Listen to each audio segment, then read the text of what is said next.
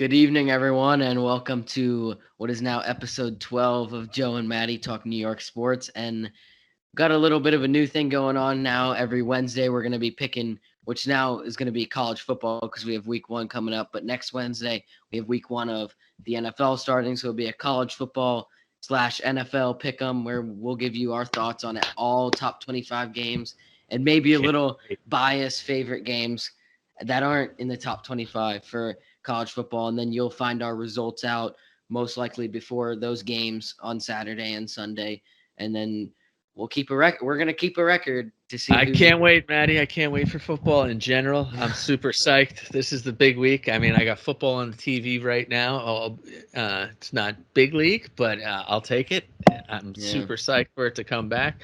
Before we get off on these picks, I do want to mention one thing that we discussed recently on the podcast. I recall an argument over the value of Corey Kluber over Shohei Ohtani. And someone thought Kluber would be great.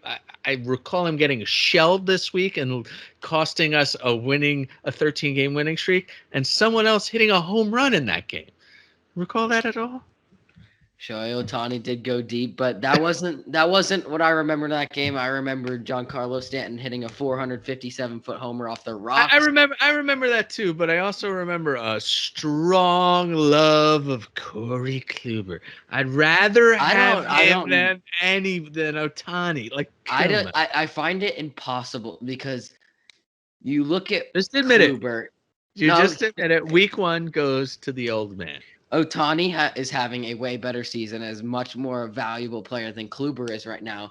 But I don't understand how some career for a great, like one of the top three pitchers in the league, just goes south. I mean, he really was Got like a arm problems. It's very clear. yeah. He hasn't been healthy in 3 years. That happens. Anyway, the point is football. We're gonna get right into the picks. Um, Full disclosure to everybody on this podcast: we are not college football experts. We are fans. So don't go do something silly with our picks and think that we're geniuses. We are not. But I am curious. Although I might get everyone right. I might get everyone And right. I did win a pick'em pool last year, so who knows? Maybe we'll be great, maybe we'll stink. But we need to start the first game off with a disclaimer. We'll see how we're going. First game on the board, Matty. Number 25, Arizona State plays Southern Utah. Southern Utah got absolutely shellacked in the game I did watch, actually, against San Jose State in week one or week zero, whatever they're calling it. Big spread on this game. I don't even think there's a question. Arizona State's going to destroy them and destroy them by a lot. Definitely. I'm always going to side with the top 25 team. Even I look as much as I love upsets as the next person. Sometimes there's just ones you can't.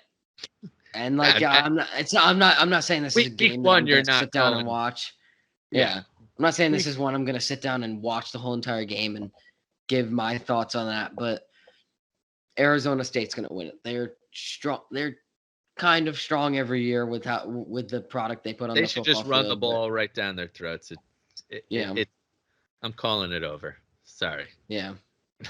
All right, next team up, number 24, Utah versus Weber State. I don't even know what Weber State is, so I'm going to have to go with Utah. I would say they were more of a basketball school. They're an FCS school, which, like the fighting blue hens, the ass-kicking chickens are. Yeah. They're running into a Pac-12 school in Utah. Utah seems to always put together a good team. Look, I agree with you. I know nothing about Weber State's football. This is a Utah setting themselves up to be ready. We'll see how good of a football team they put together again. I don't love the Pac. I don't love the Pac-12, but I think it's an easy double-digit win for Utah. Otherwise, it would be pretty bad. Without a doubt. I'm very much against the Pac-12, Pac-10, all out West conferences because I just don't think they're good at football, and they're all like, oh, we deserve to be ranked higher. There's not enough chance for us to get in. Blah, West blah, Coast whatever. bias. All I know is that the Big 10, the Big 12, and the ACC and the SEC are dominant in college football in Division I compared to I don't think the Big 12 outside of Oklahoma really ranks. The Pac-12 could fight with them. Pac-12 I has got Iowa State top Oregon. 10. Oregon's had some good teams recently. Washington is going to be a good team this year. USC is supposed to be good every year. We'll see what happens. The Anyway, fake USC. well, that's what the Carolina kid says. I think most people would think of USC as Southern Cal. Don't, Mackenzie? I'm sorry I said that. But anyway, next game up, number 22 in the country, Coastal Carolina, coming off a tremendous year last year, is playing the Citadel. Citadel, another FCS team. They were 2-10. They weren't even a good FCS team last year. Wait, did we skip 23? 23 plays 21, so we'll get to that next. Oh, okay, that's good. And one of those weird things, but I don't think there's much to talk about when it comes to Coastal Carolina and Citadel. I see Coastal Carolina winning by easy 30 points. It's going to be a blowout, unless some weird weather thing happens or a gale storm. There's not much hope for the Citadel in that one. Next game up. Number 21, Texas versus number 23, Louisiana, which is shocking. We shall see. The Texas is the favorite in this game. I'm surprised that it's that Louisiana is ranked 23, to be honest with you. I don't know much about their team. You know, Texas, they got the new coach coming in there, who's the former USC coach. Worked for Saban in Alabama. I love Texas football. I'll admit to you, I am biased. I love the Longhorns. Yeah, hook 'em horns. I love the city of Austin. Every year I hope that they're going to be better than they are, and it never comes. No, they're always worse than what they are. That seems to be the trend, unfortunately. I'm still going Texas. I'm going Texas. Because I don't know Louisiana, I'm going to say Texas by 5. And the Raging Cajuns, we'll see. They had a big year last year. They beat not Ohio State, Iowa State. They beat Appalachian State. Don't know much about them, to be honest with you. But I'm going with my bias, and I'm going Texas. What do you think? Yeah, I mean, go back to what you said about Coastal Carolina. I find that funny. Maybe they'll pull off another miracle. But regarding this game, I'm always going to be horns down. I'm never horns up for Texas. But I'm going to have to go with UT here because it's in Texas in that massive stadium, and Louisiana shouldn't even be ranked. So, and we know because of Texas, they're going to fill that house. And yeah, I don't see that being close. But I think the game is at Louisiana. Oh, it is. Still not going to change it. I'm always horns down. I'll tell people why. Because one of the single greatest college football games I've ever watched was West Virginia, Texas, in Texas, where Will Grier, they tied the game, and that's Will Grier, David Sills. I think Will Grier just signed with the Cowboys Giants today. It's okay. I always like him because they tied that game, and Dana Holgerson went for 2 to win the game, and they ran it, and they went to the sideline, right to the student section, and they went horns down right up in their face. And then the weak refs called it taunting, which is not taunting. He can't take a joke, but that was one of the greatest football games I ever watched, and I thought it was just hilarious. Which is funny because as we get to the next pick, has a team which probably most people don't care about, but it was one of the best games I ever watched on TV. So next game up is number 20 Washington versus Montana. The Blue Hens played one of the best playoff games against Montana I've ever seen in the snow in Montana. I don't think any defense made a stop till the fourth quarter. They scored on every single possession, both teams. Delaware, 2 kickoff returns, I believe. I don't remember. I'm pretty sure they were both kickoff returns over 80 yards for touchdowns in that game. Yeah. One of the best games ever. Montana was really good that year. They're another FCS game. Washington's easing in. Washington could be a Pac-12 winner. They're one of the teams that are favored to win the Pac-12. They're massive favorites in this game, and they're going to steamroll them. Montana's not ready. FCS, I think all these teams are at a disadvantage last year. based with the COVID things. Washington by 30 in my mind, easy all day long. Don't like the Pac conferences, but always going to be There's only Washington. one Pac conference. It's only the Pac-12. There's no Pac-10. Oh. No, the Pac-10 became the Pac-12. The Big Ten became the Big 12. No, there's Pac-12. still a there. No, there's a Big 10, the Big 12, but there's no Pac-10 and Pac-12. There's only Pac-12. Oh. There's a Pac-12, and they call it the Big Ten, but it has 12 teams. Oh yeah, you're right. There's definitely a Big 12 and a Big 10 though. I know those are two different conferences. There's a Big Sky. The big ones are the Big Ten, which is 12 teams, which throws everybody off, and then the Pac-12 is the West Coast Conference with the good teams. Those are the only ones we got to worry about. All right, next up we get into our first. Actually, I'll skip that because we'll wait for Southeast Conference.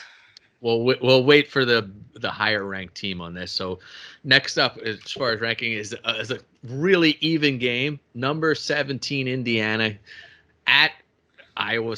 Iowa's a great home team. They're consistently good. Hoosiers get a quarterback back from an ACL injury from last year. Indiana brings back a lot of people on defense. This is a really tightly contested game. I'm going to give the advantage to the home team. I see Iowa beating Indiana by 3. I was really impressed by Indiana last year. I thought their coach, in my lifetime, I never watched Indiana football. Last year, the coach and the way he rallied that team and changed the culture there, the 10-minute ESPN little heartwarming story got me, and I did watch some Indiana football games. I also did want to root for them because the coach was so likable. Yeah. Sorry, but you're gonna lose to Iowa this week. I'm with the Hawkeyes too. I mean, I love their setup of their stadium near. I think it's near some Children's Hospital where it's connected to Children's Hospital. You could see from there's a high rise. It's really cool stadium. That place gets loud. Hawkeyes. Indiana. I really like when you're facing a team that's not in the top 25, but they're on the edge. You put them in the top 40. I don't. Indiana's the higher ranked team.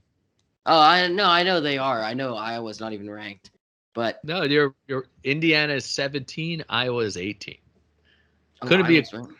Yeah. Oh, so Iowa's gonna blow them out if it's that close, and I'm giving them at home. Indiana. All right. All right, whatever. Now we'll move on to the next team.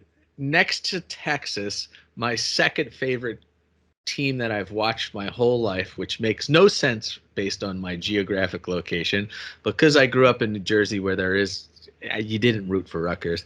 LSU, number 16, travels to UCLA. Chip Kelly coming off his first non-conference win in a long time.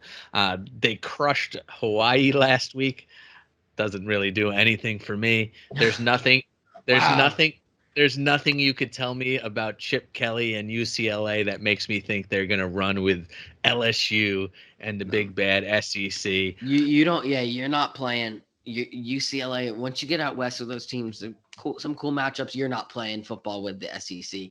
That's a different animal. Got too much talent. They're gonna beat them. It's basically NFL talent. It's breeding NFL talent versus guys that are have a minor chance, but most likely that's where the road's gonna meet its end with their football career.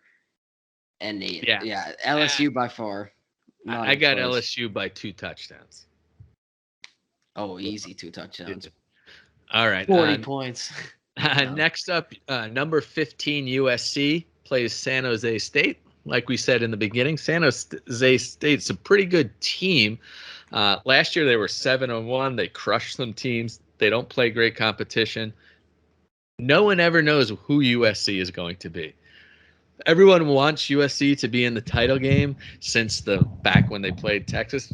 It's been a long time since Reggie Bush. They're supposed to be good. They're obviously the favorite in this game going against San Jose State. I don't think San Jose State's that bad, though. I think they're a decent team. I think this will be closer. I do think USC will pin. I'm thinking USC by maybe 10. I agree with that. San Jose State doesn't have I mean, it's like the same thing when you're talking about BYU last year with Zach Wilson. Like, I like how these Jets fans, and all these people who are homers for Zach Wilson, are like, he's the future. You played at BYU. Your only ranked team you play all year, I think, was Coastal Carolina. They suck. Like, all right, let's be honest. They're 22, but they suck. They're not good. Like, they don't play anyone. That's why they're 22, because they're undefeated every year. And just to get the fans to shut up, it's like UCF. UCF's undefeated every year. They think they should be in the national championship when they're at number like 18 every year. They would get their doors blown off by a team like Alabama by at least 3 touchdowns. I mean, it's not even a competition. Like I think they're like, I kind of lost where I was talking, but Well, it's all right. We know where it's headed. The SEC, the talent across their entire roster is incredible. They should be winning these games. For a team like one of these other teams to beat them, it'd be a shock. All right, next game up. A team I'm not a fan of, notoriously do not like since the Steve Spurrier days. I've grown, and the Tebow days. Number 13, Florida plays Florida Atlantic. I can't stand Florida. I'm also not dumb enough to believe that Florida Atlantic is got a thing. The Gators, they lost their quarterback, right? They had Felipe Franks, Kyle Trask. They got a new quarterback coming in there. I don't know. They always think they're that. They always think they're so good, but there's no way they lose that game. Got to go with the swamp. They're not going to lose that game. Interesting stat about Florida Atlantic: the only team in the country to both score and allow fewer than 20 points per game in 2020. Ooh. They're going to give up more than 20 this one, as Florida's going to rout them. Welcome to that stat's going to come to an end. Yeah, goodbye. Here's a great game. I think one of the games I'll definitely make an effort to watch. Number 12, Wisconsin versus Penn State. Love the classic old uniforms. Love the big physical Wisconsin offensive line versus Penn State offensive line. Wisconsin's the higher ranked team. Penn State is the home team. They're usually pretty good at home. No one knows what happened to Penn State at the beginning of last year, starting out 0-5 and getting destroyed. Disgusting. After. I think they were started in the top 10 last year. There is some both quality defenses on this team, linebacker, secondary, quality defense all around. You know Wisconsin's going to bring a big offensive line in there. Despite it being a home game for Penn State, I'm going Wisconsin. I think Wisconsin wins by a touchdown, and they just pound the team. I'm going to go with Penn State, and that's because I don't like Pennsylvania, all those teams. I don't like Penn State fans, period. They're not whatever. Hey, don't kill our whole audience here. But Wisconsin chokes. Like, they can never beat Ohio State at home. They always have these big games, and everyone's like, there's a difference between choking and losing to Ohio State, a team that's going to go to play. Like, you always be like, here's the chance. Like, Wisconsin, they're going to do it this year, and I don't even think it's going to be close. I think it's going to be like 2 touchdowns in Penn State's favor. If you look at odds, people say, if you're trying to upset the number one chance, if you do it 1 every 5 times, that's pretty good. That's a big upset for Wisconsin. So we don't get to see them win these games. I like Wisconsin's coach. I like the way they play football. They will inevitably have 2 games which are total head scratchers where you don't know why they stunk on it. It's not going to be Penn State. I think Penn State's going to be this team that stinks this week. Yeah, but you're not going. I don't see you going into Happy Valley and beating that crowd and that team. When Penn State is ranked, that's a different story. If Penn State they were ranked in the top 10 next year and they lost their first 5 games. Well, that's Penn State is still a top 25 worthy candidate college football team every year, but they're in that same conversation as Texas and Michigan. They're always going to be put up there, but they suck. And they'll always have those, like Michigan always loses to Michigan State. Like Michigan, don't even get me started with Michigan. I'm glad they're not ranked this year, at least from what I think. But they're one of those 3 teams that always is like, well, this is the year, like top. No, it's always either top 5. It's either 15 or behind, and it's never. And it usually doesn't start. It starts lower than that or higher than that, but it never ends higher than it. So but Penn State's going to win this one. Not saying they're going to have a great year, but they're going to win this one All right. because it's a home game. We differ there, and a lot of week 1 favorites so far. So it's good to have a little disagreement so that I could start putting my lead on you early in the season, week 1. Next game up, number 11, Oregon. They go to Fresno State, the Bulldogs. Judge. Yes. No. No. Yeah, there's nothing to say here. It happens too much in college football. It's like Clemson, and not disrespect my cousin Kyle. Clemson playing UConn at Clemson. Like, talk about a team that looks terrible. UConn looks horrible. Who picked that game? That is going to be like 60-3. Like, terrible. But yeah, I'm going with the favorite here. It's not going to be close. That's an easy one. Next up on the docket, we move to your state. North Carolina goes to Virginia Tech. Tar Heels, a lot of hype about Tar Heels. Despite losing some players, they have a great quarterback. And we'll see. Mac Jones, North Carolina. We'll see. I mean, you look at the problem. There's a couple issues with UNC. They have top 25 potential every year. And you look at their schedule, they have as of right now, 2 top 10 opponents. They'll face number 14, I believe, Miami at home, and then they'll play number 9, Notre Dame on the road. If UNC wins out and wins those 2 games, and if they can make it close between Clemson in the ACC championship, well, knock on wood, because I can't say that. They might not make it. But if they make it close with Clemson, they could be in a shot to make the Final Four.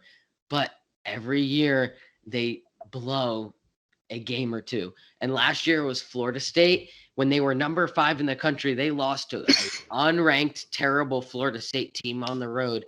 And then they lost it on the road against the University of Virginia, or UVA.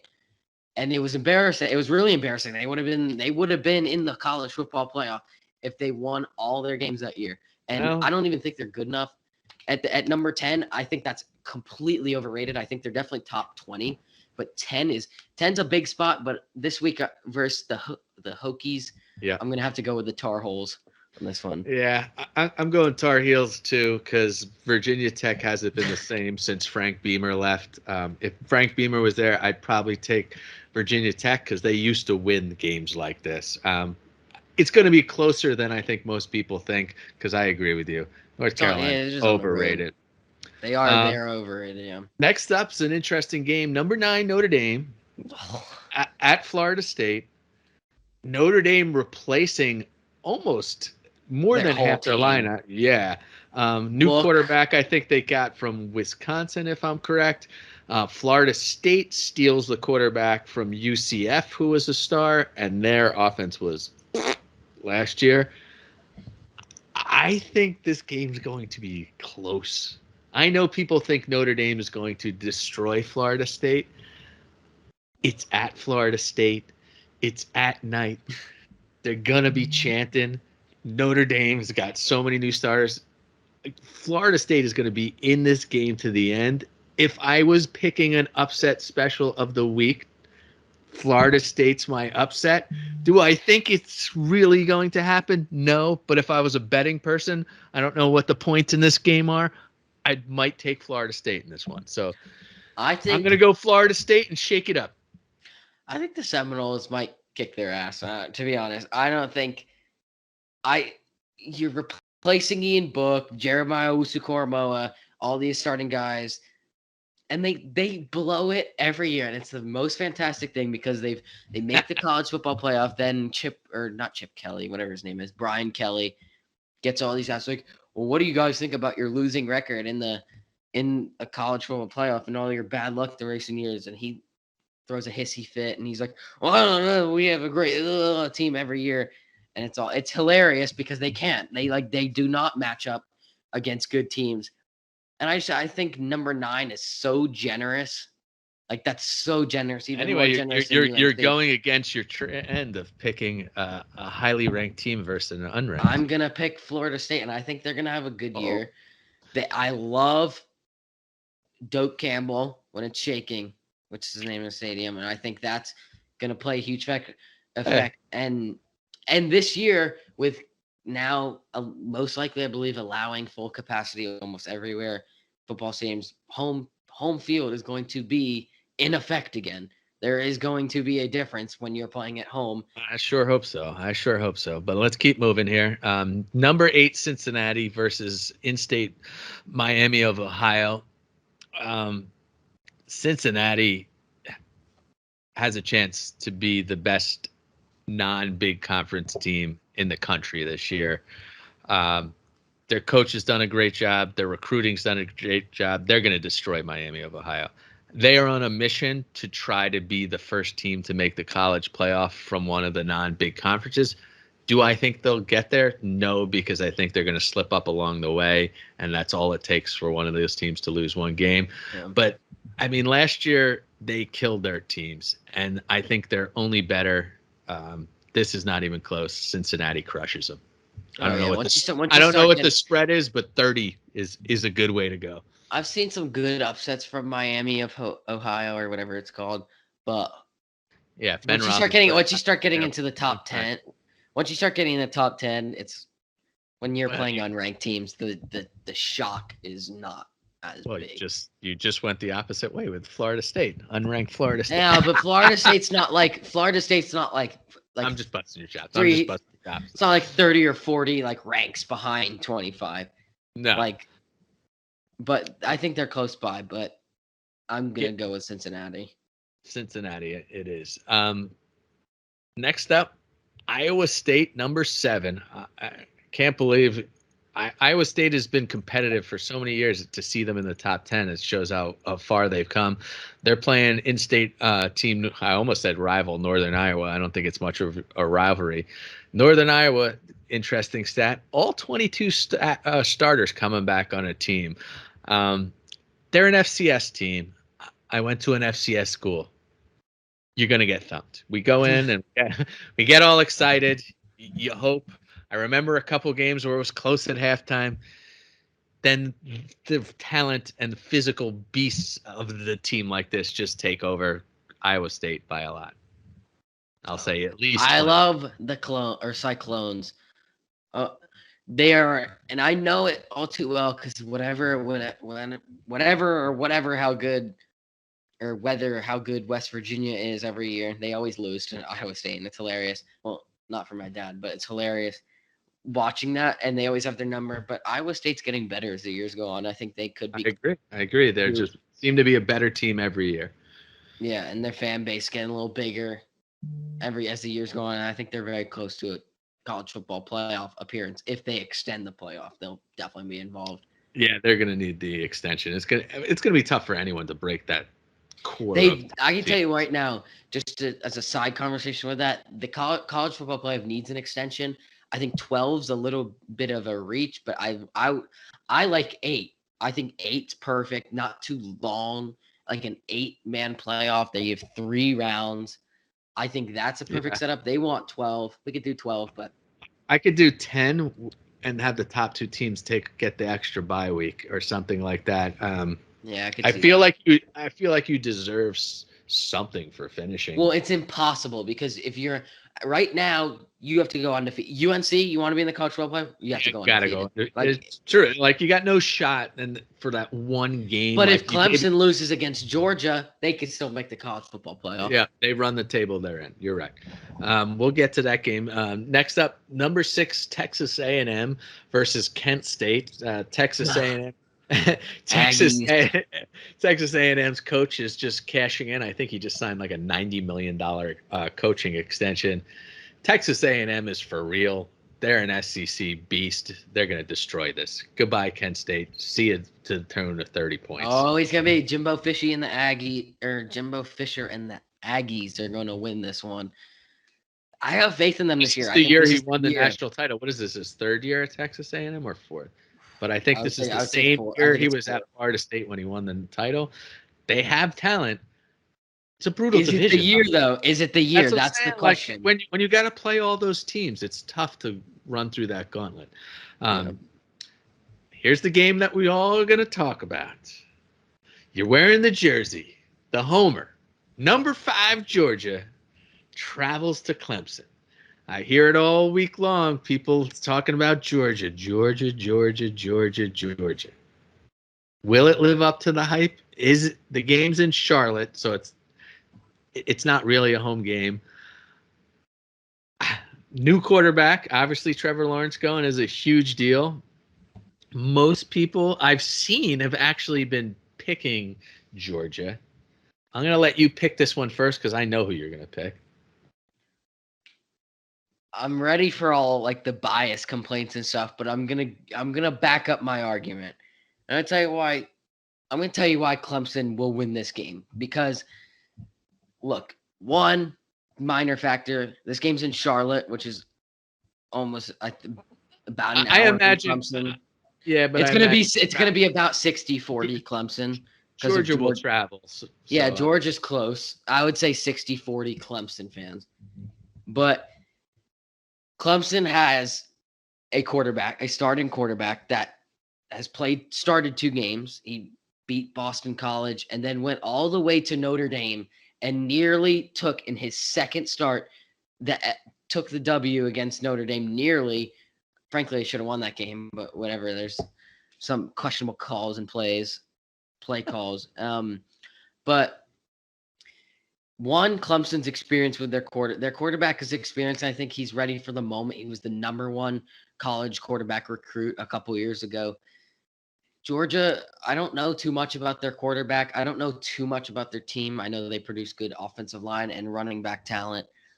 But Clemson's got Justin Ross, their number 1 wide receiver. All right, give me a score in this one. I have all offensive. I have a big offensive game. I'm going to pick a 45. Well, let me take that back for a second. No, these teams are better than that. I'm going to give you a 45-32 Clemson win. You know what? I think Clemson's going to win as well. I just don't. They've shown the propensity to always win in these big games. I think they're 1-1 with Georgia in the last 2 big games. I like Clemson. I agree with you. I think it will be a tight game, though. I think it's not going to be a blowout either way. I think it's going to be a 1-score game, and Clemson wins on a late fourth quarter drive. What do we got next? Ohio State, numero 4, travels to Minnesota. Minnesota, who 2 years ago was a really interesting, fun team that you thought were turning in the other direction. Last year was not so good for Minnesota. Ohio State's a funny team against teams like this. They'll blow people out, but there's always going to be a couple games that they kind of stumble through for 3 quarters and then light it up at the end. I see Ohio State. Yeah, I see Ohio State winning, maybe by like 10 though. It's not this massive blowout, and I see the game being competitive longer than people think. It pains me so much to say this, but I see Ohio State winning. I think the game being in Minnesota, something about Minnesota, they play competitive. I'm not saying they always win against Ohio State. They play very competitive against ranked teams when they're not ranked. Well, no, when they are ranked, but they don't always come through. I forget what their mascot is. I was going to say something about that, but who's mascot? Minnesota. I only have the Golden Gophers. Yeah, I agree with you. I was exactly going to say that. I only have Ohio State by 10, 13, 14 points tops. I don't see more than that. Yeah, I think Minnesota's going to hang with them. I don't trust Ohio State yet because lost Fields. You have Olave. You lost Sean Wade. You lost. I feel like they don't respect teams unless they're playing an SEC, a Notre Dame. I feel like they're very up or down. Ohio State. Whiny. They've played some bad games against weird like MAC teams and stuff like that that you don't expect, and that I've lost picking against those games. So I'm a little bitter at them. So I think Minnesota's going to hang close in this one. Next one's an easy one. Number 2 at Oklahoma. I believe they were supposed to go to Tulane. I don't know where they're going to play this game or if it's going to happen because I can't imagine playing at Tulane after the hurricane is even realistic. So I'm not really sure where they've decided where game is going to be. You have the lead favorite in my mind for the Heisman Trophy and Spencer Rattler going for Ooh. Oklahoma. Oklahoma is going to steamroll them. You could lay 40 points for all I care. The players from Tulane are probably distracted by things going on in and around New Orleans, on top of the fact that they're playing a much better team. This one means nothing to me. Oklahoma's going to smoke them. Oklahoma will win, but let me get my point straight here. They are not the second best team in the country. They are not. There is no way with the competition that team faces that they go up against an SEC team and win. And we see it every year. Every single year. It's not for us to judge. They got destroyed last year by Alabama in the Final Four, and everyone's like, "Well, Oklahoma, they deserve that." Oh, I don't even think they made the Final Four. No, they didn't. I'm sorry, I got that wrong. That was a couple years ago that they got destroyed. Oklahoma is usually the team looking on the outside. The SEC that's why Oklahoma and Texas wanted to go to the SEC. Because if you win, you're going. Oklahoma's a top 25 or top 10 team, but I'm gonna get this straight. They will not be in the Final Four by the end of the season, and I feel like that's a great opportunity for a team like A&M, Iowa State, possibly even UNC, definitely not Notre Dame, to slide into that top four, to that fourth position, possibly Georgia. But I think that top four. The SEC owns two of those teams. Oh, easily. The Big 12 winner is taking one of those games. And then if Clemson rolls, they're taking the other one. Otherwise, you'll have to see what they see. To wrap up here, the marquee game, 3:30. Alabama travels to Miami. They play in Atlanta, which I think is a problem for the U. It would have been nice if they could.